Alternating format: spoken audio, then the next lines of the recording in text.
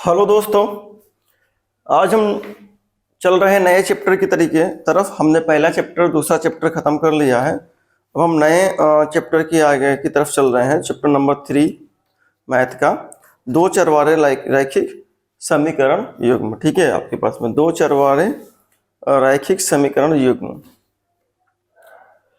तो चैप्टर आपका क्या है? दो चर वाले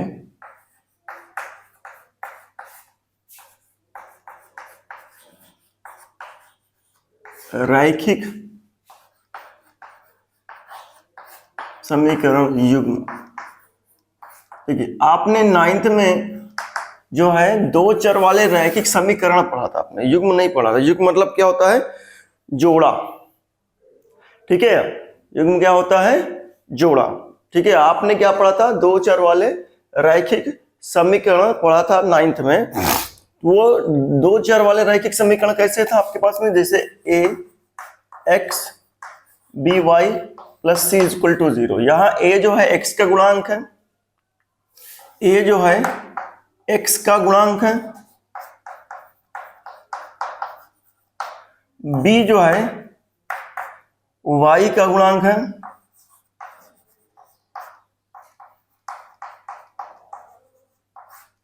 ठीक है, y का गुणांक है, और c जो है वो नियतांक है।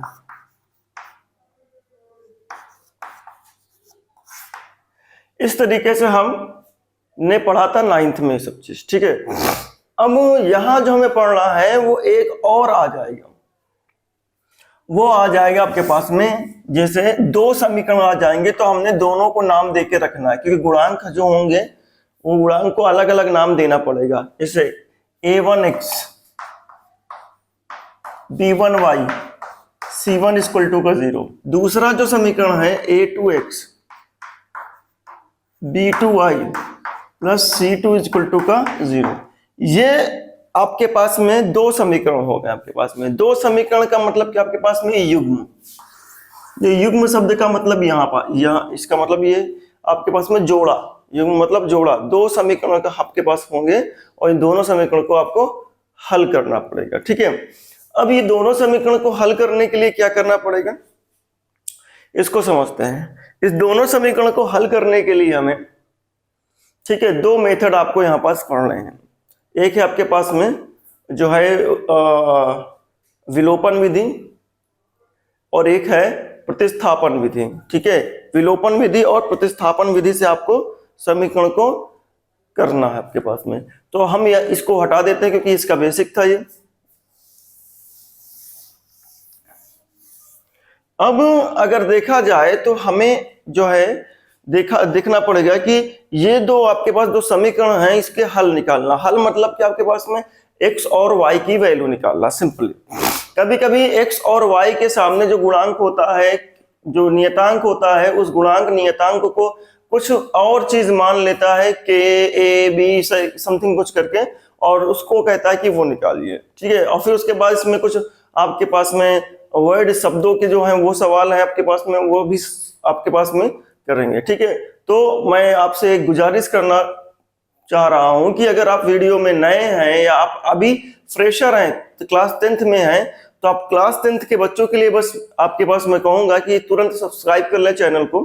सब्सक्राइब बटन सामने दिख रही होगी। ठीक है, और उसके बाद आप सब्सक्राइब करने के बाद में बेल जरूर आपके पास में बेल आइकन दबाइएगा, ऑल का सिलेक्शन कर दीजिएगा, जिससे हमारी वीडियो आप तक तुरंत पहुंचे। जैसे डेली वीडियो आपकी बनती है, डेली आपको एक लेक्चर नया मिलता रहे आपके पास में, और आपका सिलेबस कंप्लीटली स्मूथली जो है वो अच्छी तरीके से चलता रहे, टाइम तक आपका सिलेबस खत्म हो जाए, और फिर उसके बाद दिसंबर और जनवरी में आपकी प्रिपरेशन, आपकी प्रैक्टिस हो जाए, और फिर आपका अच्छा मार्क्स रिजल्ट देखे तो आपका अच्छा मार्क्स मिल रहा है। ठीक है, अब ये जो हमारे पास है इसमें आपको बहुत ही बेसिक से समझाया जाएगा। बेसिक से मतलब बहुत ही नीचे से समझाया जाएगा। अगर आपको मैथ में इंटरेस्ट नहीं भी था तो भी यहाँ पास इंटरेस्ट होने लगेगा।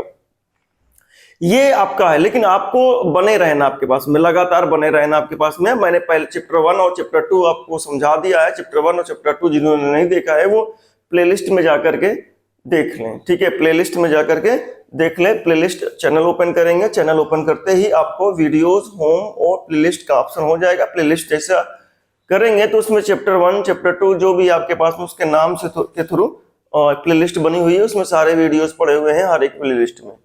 चलिए हम अब टाइम को ज्यादा नहीं गंवाते हैं, ठीक है। बस आपका काम आपका काम है कि आप जो है वो चैनल को सब्सक्राइब करिए और वीडियो को लाइक करिए, कमेंट्स करिए और लोगों तक शेयर करिए, गांव तक शेयर करिए। मेरा काम है गांव के बच्चों तक पहुंचना और आपका काम है मुझे पहुंचाना, ठीक है।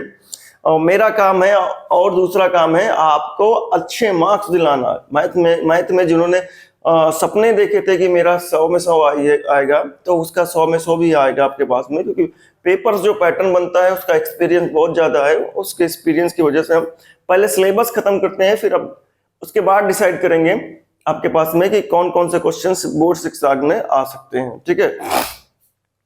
आगे बढ़ते हैं हमारे पास में, ठीक है। तो इसमें हमें कुछ शब्द है। पहला जो टॉपिक है दो चर वाले रैखिक समीकरण युग्म जो है हमारे पास में, इसमें आपके पास में समीकरण के हल जो है आपके पास में उसे करना है। उस हल के अकॉर्डिंग हमारे पास कई चीजें हैं हमारे पास में रैखिक समीकरण को हल करने के लिए, ठीक है। आपके पास में अनंत हल है, आपके पास समानांतर रेखा है, नो आपके पास में कोई भी हल नहीं है आपके पास में। इस तरीके से कई चीजें हैं, हमको इसमें डिस्कस करना है, ठीक है। टेबल बना के हम करेंगे।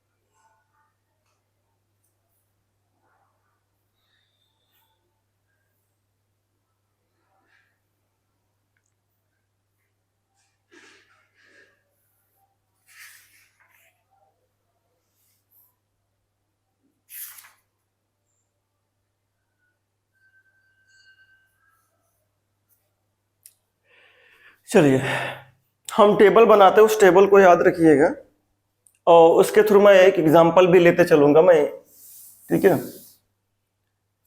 टेबल को याद रखना है बेटा।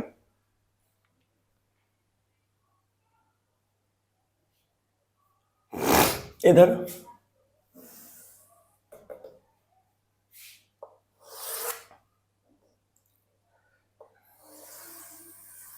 इस टेबल को आपको याद रखना है, क्योंकि एक नंबर के सवाल आपको जो बनते हैं इससे वो तुरंत फटाफट हो जाएंगे।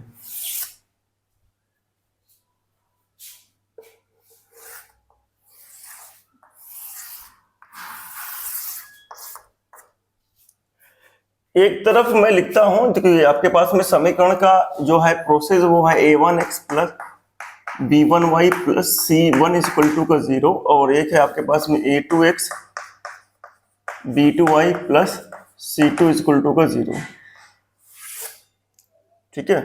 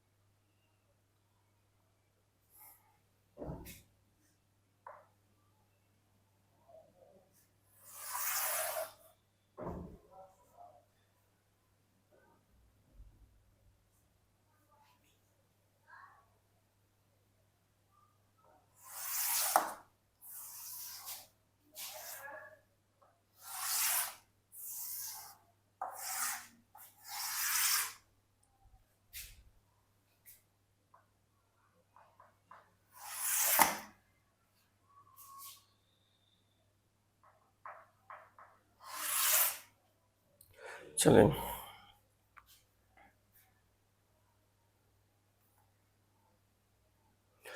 देखिए ये है आपके पास उदाहरण समीकरण। ठीक है, ये आपके पास में A1 अपान A2 और ये है B1 अपान B2, ये है C1 अपान C2। ठीक है, उसके बाद आपके पास में ये आपके पास में जो है ब्लैंक है तीनों का अनुपात, तीनों की तुलना, तीनों जो तुलना, ये जो 3 लिखे हैं ना अनुपात, इसकी तुलना करेंगे। ठीक है, फिर उसके बाद आपके पास में हल की बात करेंगे, हल। ठीक है, हल के बाद हम बात करेंगे ग्राफ की,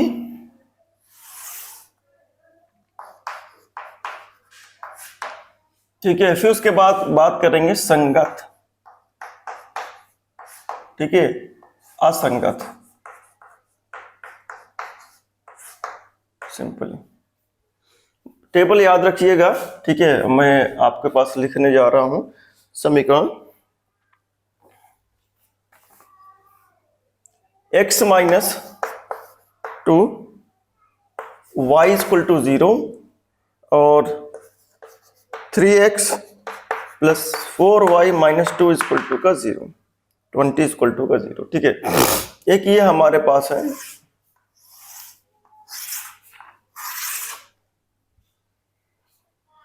ठीक है। उसके बाद हमारे पास क्या है, 2x प्लस का 3y माइनस का 9 इक्वल टू का 0 बेटा, 4x 6y माइनस का 18, ये हो जाएगा।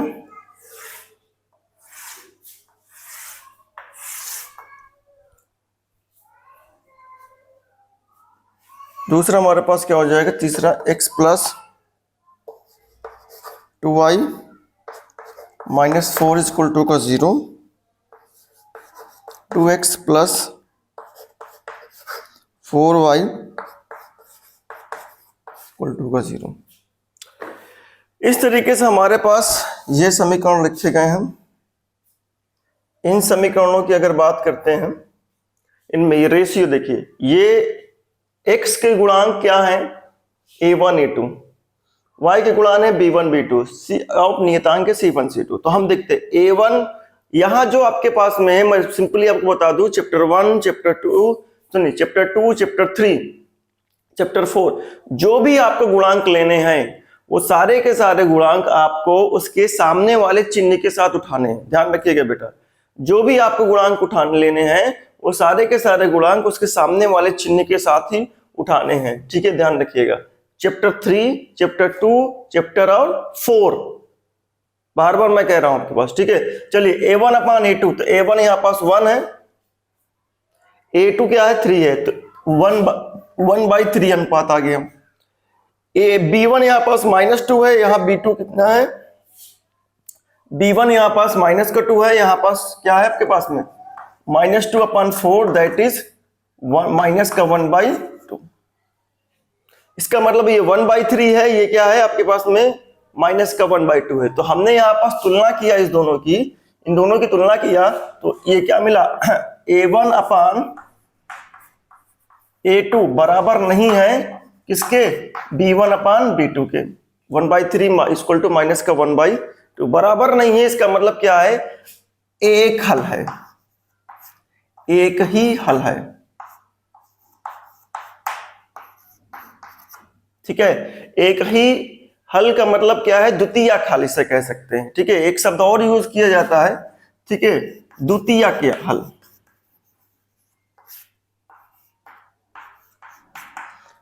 ध्यान रखिएगा इस बात को। ठीक है, द्वितीयक हल भी एक ही हल मतलब सिंगल, x और y की वैल्यू एक ही आएगी आपके पास में, और उसको हम द्वितीयक हल भी कहते हैं।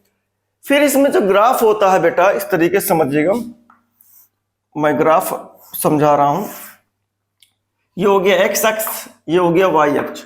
ठीक है, एक आपके पास में जो लाइन आपके पास एक समीकरण है, उसका जो ग्राफ होता है वो इस तरीके से मान लेते हैं। ये फर्स्ट वाली का है,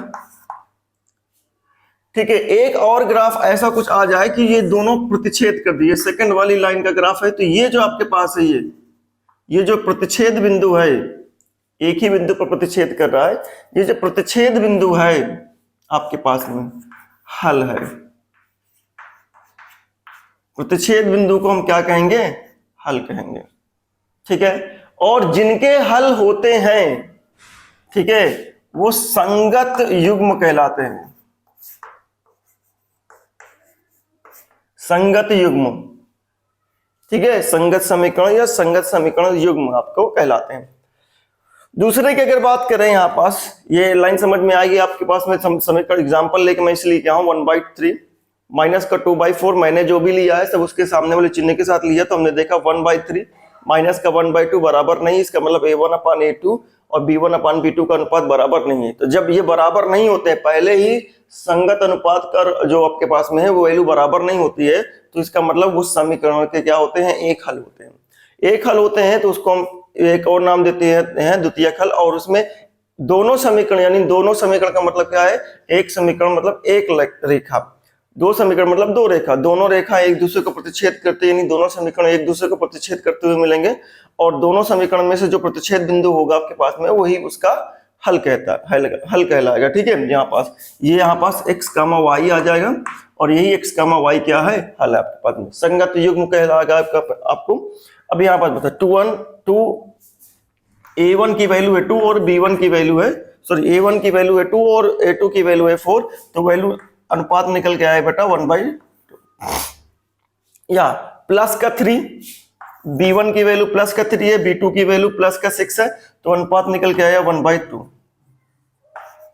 ठीक है, यहाँ पास भी आपके पास में -9 और ये आपके पास -18, तो वैल्यू निकल के आई 1/2।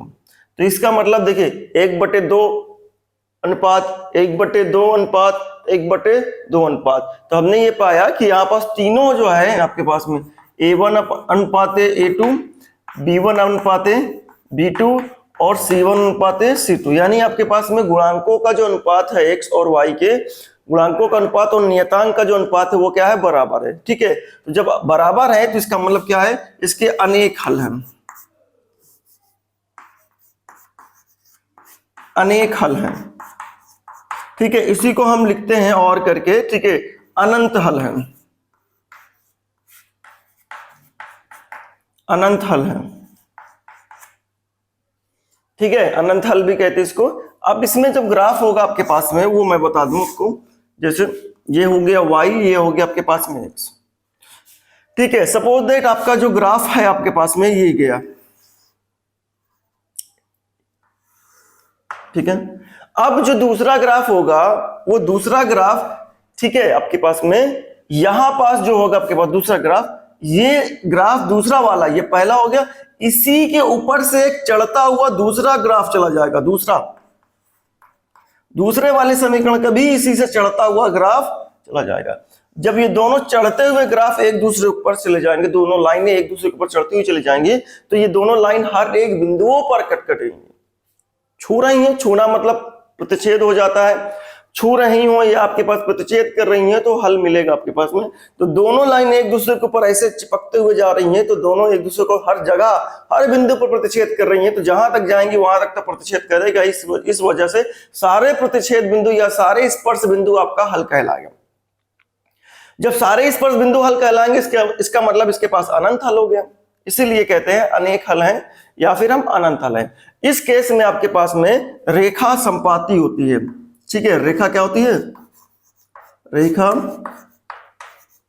संपाती, एक के ऊपर एक जाने का है, एक के ऊपर जब एक रेखा जाती है तो उसे कहते हैं संपाती। ठीक है, इसमें भी लिख लीजिए अगर आपको वो हो तो, रेखा, इस वाले में रेखा प्रतिच्छेद करती है।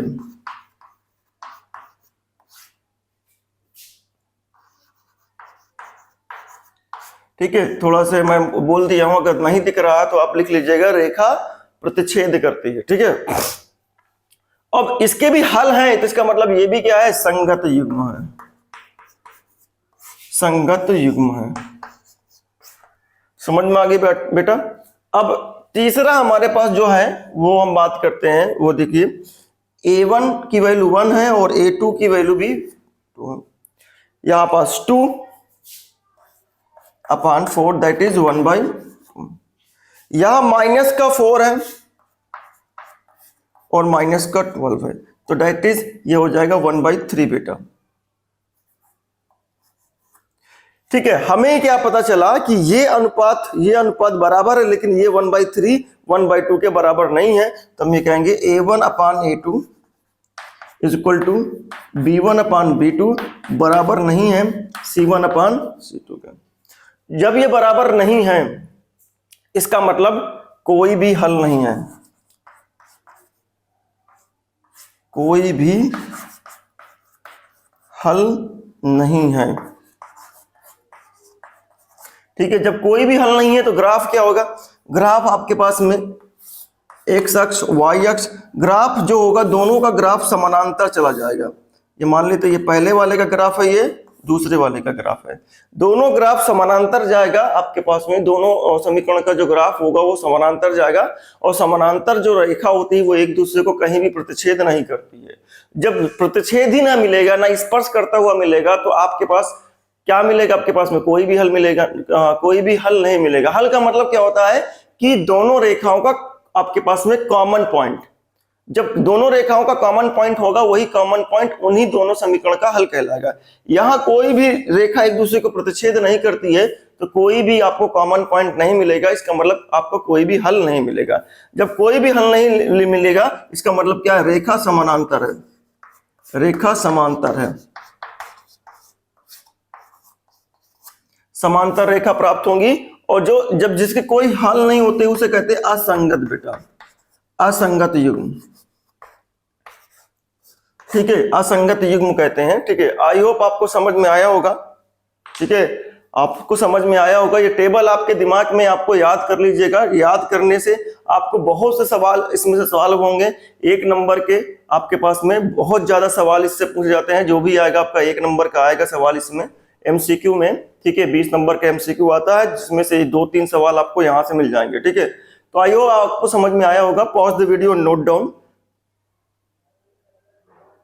बेटा फिर से गुजारिश है, अगर मेरा जो पढ़ाया हुआ आपको सब कुछ समझ में आता है तो मेरी मेहनत के लिए आप केवल सब्सक्राइब कर दीजिए और लोगों तक शेयर कर दीजिए। बस मुझे आपके मेरी मेहनत का फल इसी तरीके से आप मिल सकता है। सब्सक्राइब करिए और लोगों तक शेयर करिए, गांव तक के बच्चों तक पहुंचाइए।